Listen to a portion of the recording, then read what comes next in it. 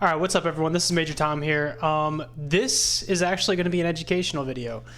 I had a call with a YouTube viewer actually, I think it was yesterday or the day before that, who just seemed really confused with what we were doing because we just kind of like make plays really fast in the Discord and everything. So this video was meant to slow it down to the very basic level. This is going to be a basic level options course by me, how I understand options, how I play options, how I manage my portfolio, how I buy and sell options, what I look for in the bid-ask spreads, everything. This basic level course. After this course, you should be able to trade options. Okay, that's my goal for this quick little course. I'm not going to take up too much of your time. If you already know how to trade options, you can skip this video, but maybe you'll learn a thing or two. All right. Cool. What's an option? So options are financial derivatives that give buyers the right, but not the obligation to buy or sell an underlying asset at an agreed upon price and date. That price is called a strike, and that date is called an expiration. Call options and put options form the basis for a wide range of option strategies designed for hedging, income, or speculation. Okay, so we're going to be using them for income because we're not hedging our portfolio like a hedge fund or a big bank. Although there are many opportunities to profit with options, investors should carefully weigh the risks. All right, it is pretty risky. We'll get into the pros and cons later. Each contract gives you the right to buy, basically a call. A call is buying, it's bullish, or sell a put. Puts are bearish, they allow you to sell 100 shares of common stock at the strike that you choose. Now, this is only advantageous to you if the stock goes down and you're holding a put contract, or if the stock goes up and you're holding a call contract. Otherwise, you're buying the stock at a higher price than it's currently trading at, or you're selling the stock at a lower price than it's currently trading at, making your option useless. So if you don't call these options correctly, you could lose your entire initial investment that you risked. We'll get into that too. Why is this better than trading shares? Okay, so shares, stock goes up 5%, you make 5%. In options, if you played options instead, the stock goes up 5%, you make 10 to 50% depending on other variables like implied volatility, theta, and stuff like that. Downsides to options, you lose money faster and you could lose your entire investment if things don't go your way. Where if you bought stock, more than likely you will never lose your entire investment unless the company goes bankrupt. On the option side of the house, if you buy an option and it doesn't go your way, you lose your entire investment. Upsides, you stake much less capital per trade and you can make money a lot faster. Okay, because you're basically trading these contracts that are 100 shares each, they move a lot more volatile and they cost you a lot less of your portfolio to make more gains. So to make any sizable gains on a 5% movement on a stock, if I'm just trading stock, I need thousands and thousands of dollars to make a couple hundred, right?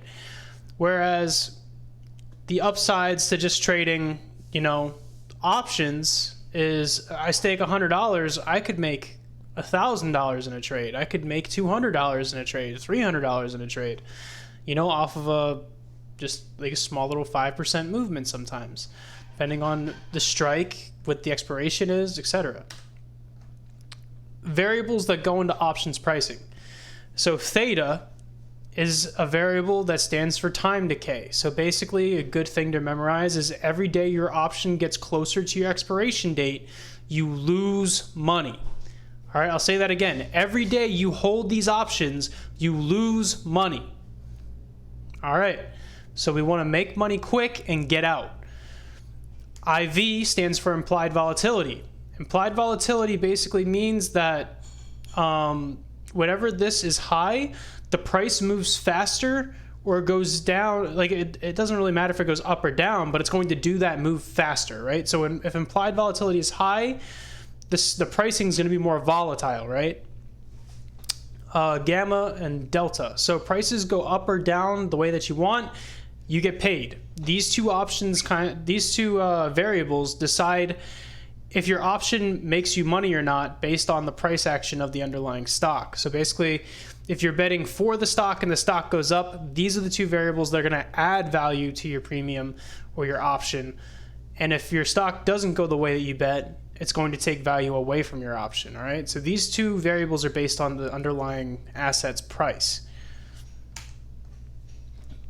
Don't kind of like cloud your head so much with how these variables work, because we only are using delta and implied volatility on our strategy.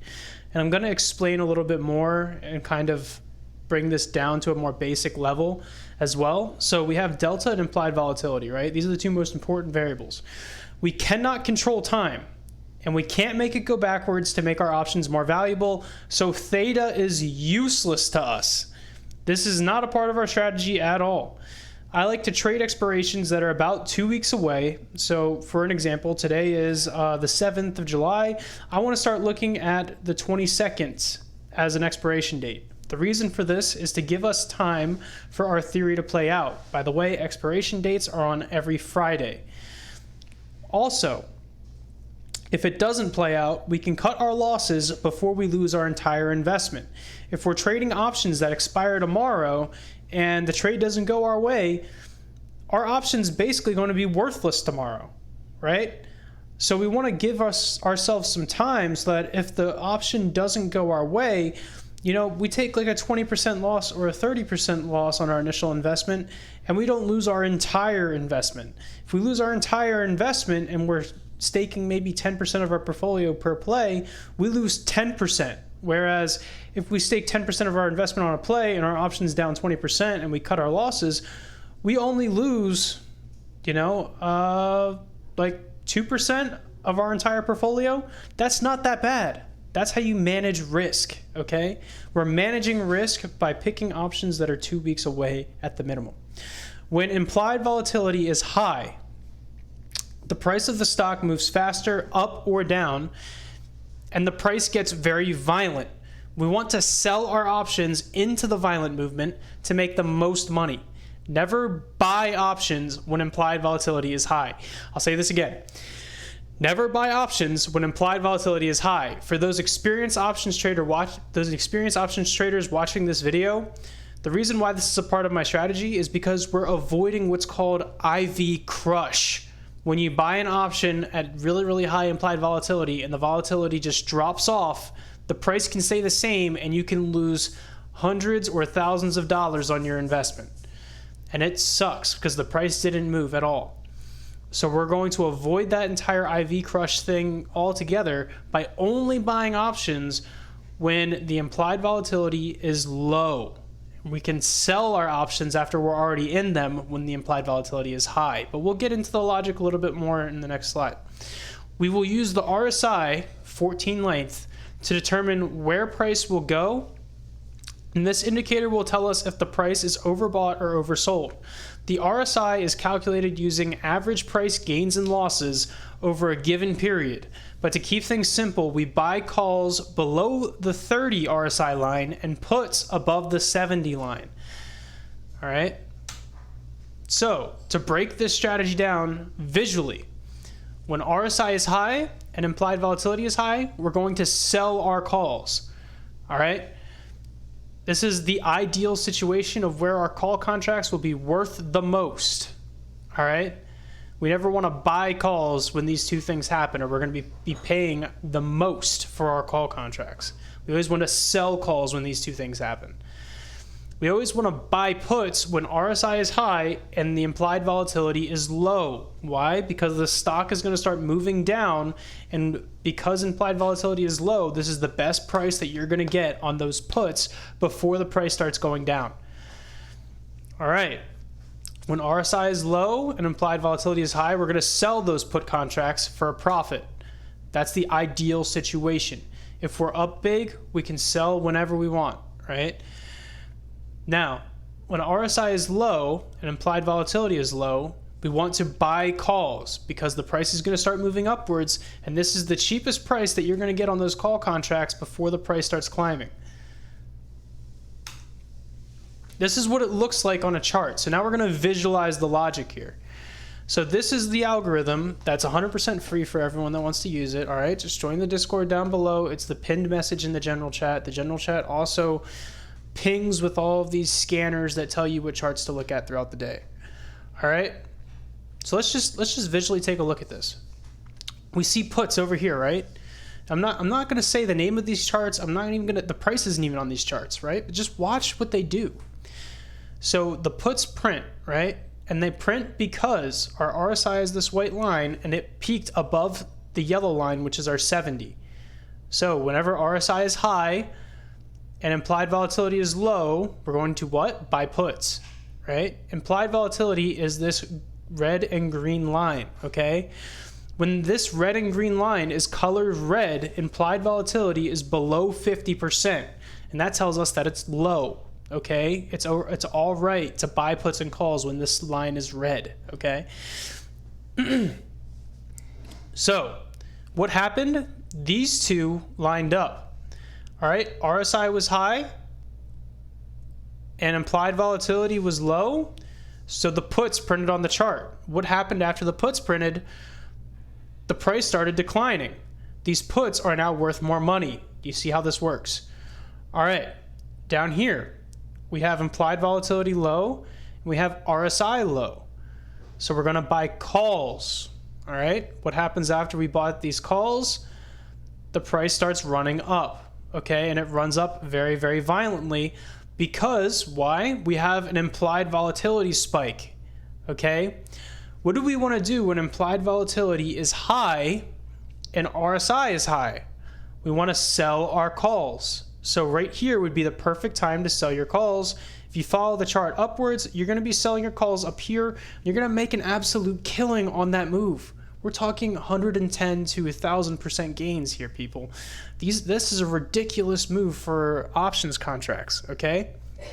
So while everyone's trying to make 5% on this move trading stock, you're making 100 to thousands of percentages depending on your expirations and everything that goes into it.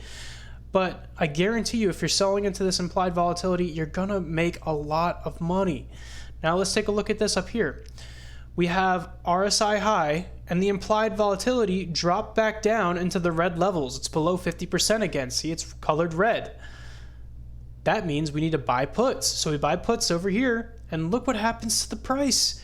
It starts dropping off. It's amazing, right? Now, let's look at this chart over here. I'm going to analyze this one now. We see right here, the RSI spiked below 30, and the implied volatility at this exact moment in time was still colored red, just barely. So a call symbol printed. But the stock didn't go up right away. It trailed down a little bit, and then it rocketed upwards. All right? So if your initial investment doesn't always go your way right away, don't worry. Give it a day or so. Let it come true. This is why we buy expirations that are 2 weeks out. Okay? Check this out up here. We see the put symbol print. Why? Because RSI is high and implied volatility is low. Okay? Now, if you had this call contract, when are you going to dump it? When implied volatility is high up here and RSI is high right here, or back here, implied volatility is high, RSI is high. You could have sold it here, or you could have sold it here or here, right? Cool. How to buy a put or call. So this is Robinhood, all right? This is one of the things, this is one of the brokerages that I use. I like Robinhood because Robinhood tells you your break-even prices, and it's just very, very easy to use. I also like Robinhood because they do what's called instant deposit. Say I want to make a play same day, but I don't have any money in my Robinhood account. If I deposit $1,000, they instantly give you the $1,000 to use before that money clears into your account. So, like a typical bank transfer, it takes like 3 days for the money to clear. But Robinhood just gives you the money up front. They sense that it's coming, and they just give you the money up front, and then you can instantly start trading. So this is very helpful if you see certain stocks that you think are going to run or whatever. You can just use that money right away. Now, How to buy a put or call. Right here, you see trade GME options. So we're using GameStop as an example here. First, you're going to search the ticker, hit this little trade options button, and then it'll take you to another screen. But before you even have this trade GME options available, you have to make sure that in your account settings, you enabled options trading on your account first. Otherwise, this button won't show up. All right. All right, next you will see a screen like this. The first thing you want to do is change the expiration to 2 weeks from today's date at the top of the screen. It's always going to show you the options that are expiring like this Friday, all right? Little confession to make. I'm going to keep it quick. My first ever options trade was on GameStop back before the short squeeze, and it was in December. Actually, I think it was in November. And I wanted to buy 1 year out GME calls because the whole Reddit thing was going on, and I was actually one of the first people to watch Keith Gill's stream. And big fan of Roaring Kitty and everything. I really believed in GameStop. At the time, it was trading at $6. All right, I wanted to buy $6 call contracts for a year away, but it was my first time ever trading options, and I didn't select this expiration button at the top and change the date. So I YOLO'd $6,000 in calls that expired on that Friday, and I missed out on being like a multi-millionaire, maybe even billionaire, because I was just trying to YOLO $6,000 into call contracts at $6. Yeah, I could have probably been like 100 millionaire or something like that, but it was that close. If I would have understood options, and if I would have had this video, 2 years ago, wow. Probably wouldn't even be here. All right. Next, we're going to select the transaction at the top of the screen. So if you're going to buy a call or buy a put or sell a call or sell a put, you're going to select whatever transaction you want to make at the top left there. All right. Now, we're going to pick a strike. So you're always going to see the share price in the middle of your screen. All right. So we see that the 128 strike is above the share price because the share price is currently 127.50, and the 127 is below it, right? That kind of gives you a visual of where the share price is in relation to these strike prices. Picking a strike is super important because it turns your investment from a stable good idea to a lottery ticket. The difference in strike can mean a lot, okay? As you notice, the strikes that are further away from the share price on calls cost a lot less. Why? Because they're like lottery tickets. What are the odds that the share price just goes up $5, in the next 2 weeks? $5 is a pretty big jump in share price. So you're paying less for that lottery ticket, right? And if it hits, you're going to make a lot of money because you didn't pay a lot of money for the ability to trade 100 shares of GameStop. And if it ends up getting to that strike price, your contract's now useful and you can trade 100 shares, right? With a share price of over $100, your contract's gonna be worth thousands, right? So while that's attractive, right? While that's very attractive to spend very little money and get a lottery ticket and make potentially thousands of dollars, hundreds of thousands of dollars, it's not a good idea. All right, we're looking for consistent plays over time that are going to make us money. We're looking for good investments. We're not looking for lottery tickets here. So if we're buying call contracts, we want to buy something that's already in the money. We're looking below the share price for calls and above the share price for puts, okay? So in this particular example, I would be looking at the 126 strike right here, and I'd be looking to buy the 127 strike, one of those two. Because we're only 50 cents away from the 127, it would be safer to go for the 126 in this example, but I'm just throwing an example out there for everyone to kind of visualize, okay? So now we're on this screen. We're talking about bid-ask spreads now. So the bid here is 14.05 or $1,405, and the ask is $1,585. Holy cow, that's a $180 spread between the bid and the ask. We never want to slap the ask and buy it for the full value that someone's selling it for. In this scenario, someone's selling for $1,585 for their contract. Okay, we never want to slap that ask button. The Options Clearing Corporation will fill bids that is a bid at a fair price, and they will fill ask when you go to sell that is an ask at a fair price. Start at the bidding price and slowly inch your way up to try and get a fill on your order to avoid paying a ton to get in the play.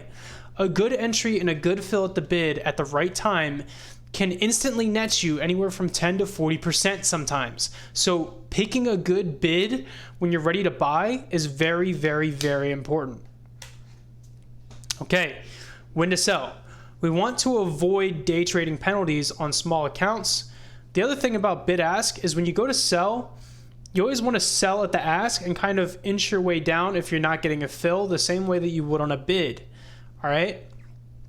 Now, moving away from bid ask, we want to avoid day trading penalties on small accounts, right? So once you're in a position like this one, so I'm showing you one of my live positions right now in Bed Bath & Beyond, and it's next day, and you're up like I am here at 17.95%. So we see our total return down here at the bottom for our option.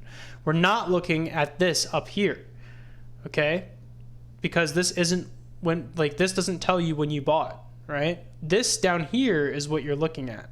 This is your this is your position. This is everything you need to know about your position, okay? Total return right there, 17.95% up. We need to start looking at an exit door here. Why? Because we're getting close to that like 20%. And because every day I hold this, I lose money to theta or time, okay? So every day I hold this option, I'm losing money. I want to get rid of it. It's like a hot potato in my hand. It's just sitting in my hand, right? And I can't trade it same day because I need to avoid day trading penalties, right? So ideally, we want to sell this when we have high implied volatility and low RSI, since this is a put. But we won't always get high implied volatility. It just happens when it happens. And it's okay to take a 20 to 40% profit when on your calls and puts and just run, okay? If RSI is low or you want to just lock in your profit, lock it in. It's okay. There's always going to be another play. Every single day there's a play. Every single hour, just about, the scanner is posting another ticker in the chat and telling us to look at buying puts and calls on that ticker, all right? The plays are there every single day. Don't worry about FOMO. Get that out of your head. Don't worry about trying to hold this thing to 110% and squeezing every little dime out of every single option that you buy. Don't worry about that. If you're at 10 to 20% up, you're happy with your gains, and it looks like the stock's going to reverse, it's okay to lock in profit, all right? It's okay. How I manage my accounts. All right, so now that I've explained my strategy to trading options to you, this part is how I manage my account.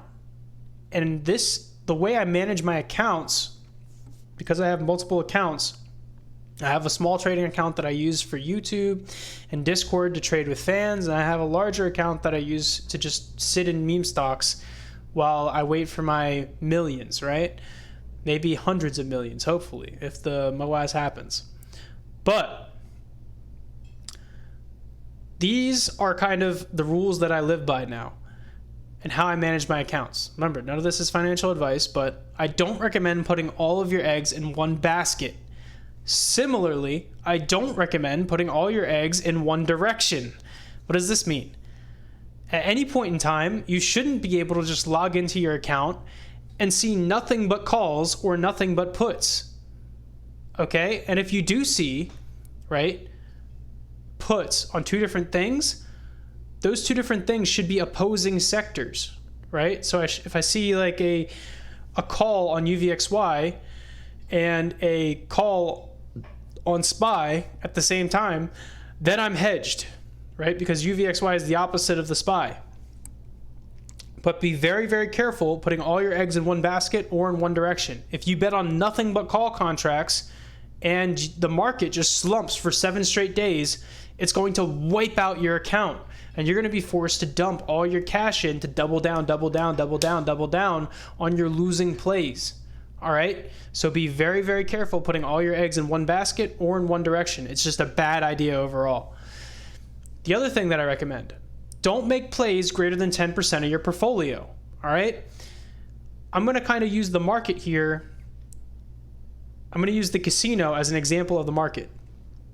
When you walk into the casino and you want to play blackjack, right? Blackjack's a game of 50-50 pretty much. It's like a coin flip, right?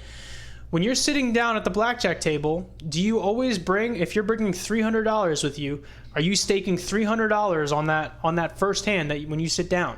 No. Are you staking $15 on that hand? Sometimes, but what I recommend is using $25 hands or 10% of your portfolio. The reason is, if you use 10% of your portfolio, you're going to live to fight another day, and if you're a skilled trader, over time, you're going to make a profit, okay? If you have a win rate greater than 50% and you have skills, you're going to make a profit, and I guarantee you the strategy is profitable. You can check out my videos. You can check out our Discord. We post wins all the time, right? Just today, there was like 10 or 20 wins in the chat. It was ridiculous, all right? And it's not just me. All this stuff is free. I'm not selling you anything.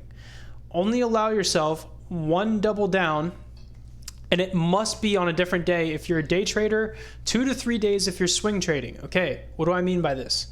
Say I bought a call contract on Bed Bath & Beyond, right? But next day, Bed Bath & Beyond tanks.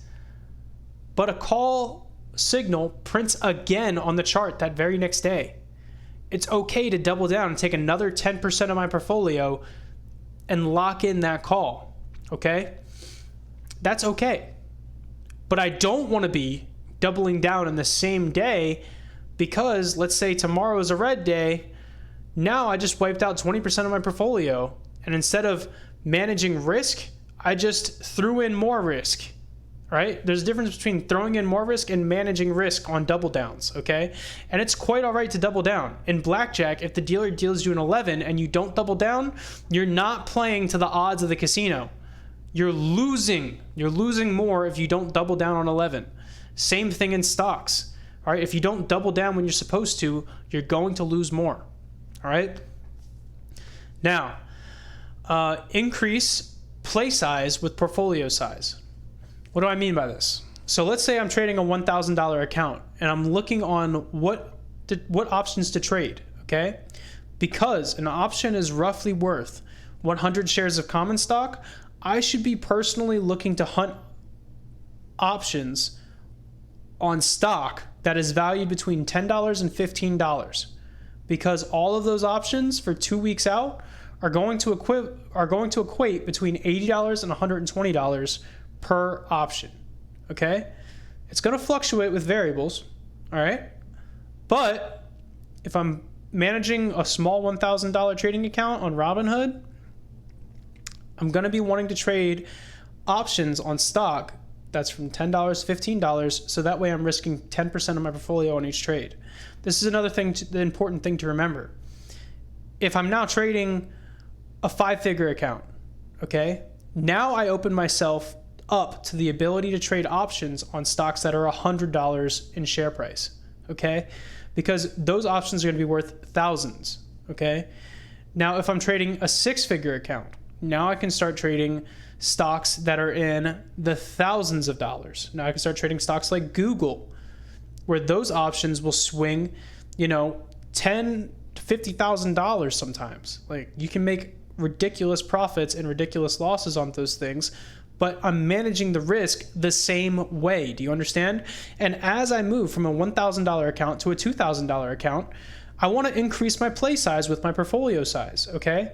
So again, on that $1,000 account, I was hunting stocks like, AMC between $10 and $15. I'm hunting calls and puts on AMC with the $1,000 account because it fits my portfolio size. But as I move from a $1,000 account to a $2,000 account, I want to scale my play size with my portfolio size. And now instead of buying just one AMC call or put, I want to buy 2. Or I want to be hunting options on stocks that are like $25 to $30 and just be playing one. You see what I'm saying here? I'm increasing my play size with my portfolio size. I'm increasing my risk with my portfolio size as I become a more successful trader. Why? Because I'm maintaining the same strategy the whole time. And whenever I break the strategy, that's when I start to lose. Okay? And it's the same way in blackjack. Whenever you start to deviate from basic strategy, you start to lose. And the casino gets that edge back. So stick to the strategy. Find a strategy that works for you and stick to it. I'm not saying that this strategy is the best trading strategy for everyone. It certainly works for me, but I do recommend that whenever you find a trading strategy that works, like I have, don't deviate from it. Because it's like not playing by the rules of blackjack, and you start giving the casino their edge back. Decrease the play size with your portfolio size. If you take a major L day, if you take, you lose 20% of your portfolio in a single day, and, just nothing's going according to plan, don't come in the next day and start trading at the same value like your account didn't decrease, because now you're staking 20% of your portfolio instead of 10, right? So as you increase your play size, portfolio size, you also decrease it when you take losses. It's okay. You're going to make that money back if you're a skilled trader. Don't worry about it. All right. The last bullet point that I have to put in there, and I know this is a quote by Ken Griffin, but, live to trade another day. All right. Live to trade another day. What I mean by this is everyone has that day as a trader where nothing goes the way they want it to go, right? You buy that Bed Bath & Beyond put and it rips. You buy that GameStop call and it slumps. It doesn't matter. But if you start making one or two plays and you've risked 20% of your portfolio today, and neither of those two plays look like they're panning out, just stop trading. It's okay. It's okay to just stop trading, live to trade another day. Save the rest of that cash and just wait for tomorrow. Something's off. Let the market do its thing and reevaluate tomorrow. Take a break, clear your head, go for a walk, forget it even happened. When you come into the trade tomorrow, it's a new day. Look at what happens to your positions. 9 times out of 10, your positions just needed a day to mature, right? And that Bed Bath & Beyond put is now all of a sudden back in the money and you're doing great, all right? So this is why we gave ourselves a 2-week expiration, because we have time for our plays to pan out. Sometimes all we need is time for our plays to pan out. Sometimes we just need a fresh head to decide if we need to cut our losses and move on. Either way, live to trade another day. If you have a day that's you're just getting absolutely beat up and destroyed, don't keep sinking money into the market, right? If you make a 10% play, another 10% play, and a third 10% play, maybe a 40% play, and now you got 40% of your money in, there's no need to just keep dumping and dumping and dumping on the same day, right? Just stop. The other thing is, don't always be all puts and calls and no cash, all right? If you're making 20 or 30% per play per day, there's no need to start trading 100% of your portfolio every day. Keep some of it in cash. If you have a bad day, you're going to love the fact that you still have 60% of your portfolio, 70% of your portfolio in cash, because now you can start hedging your investments or doubling down, right? So always live to trade another day. With all those things in mind, it was kind of a long video, but this is my first kind of educational content. Again, this came because I was talking to someone in the Discord chat the other day who didn't really understand what we were all doing with options. He wanted to get in on it, and he seemed like a pretty smart guy, but no one's just ever shown him any educational content on options. And it really occurred to me that I've never really made any educational content on this. So I just kind of wanted to give everyone the basic level understanding of options and how to manage accounts and bid-ask spreads and just everything, all encompassing, and how I look at the market like it's a blackjack table, all right? And I hope to see all of you guys in the Discord. If you like content like this, let me know in the comment section down below. As always, if this was useful to you, give me a like and subscribe. I don't have a super huge viewer count. I'm giving away a lot of stuff for free right now. So take advantage of it, and I'll see you in the wins chat. Peace.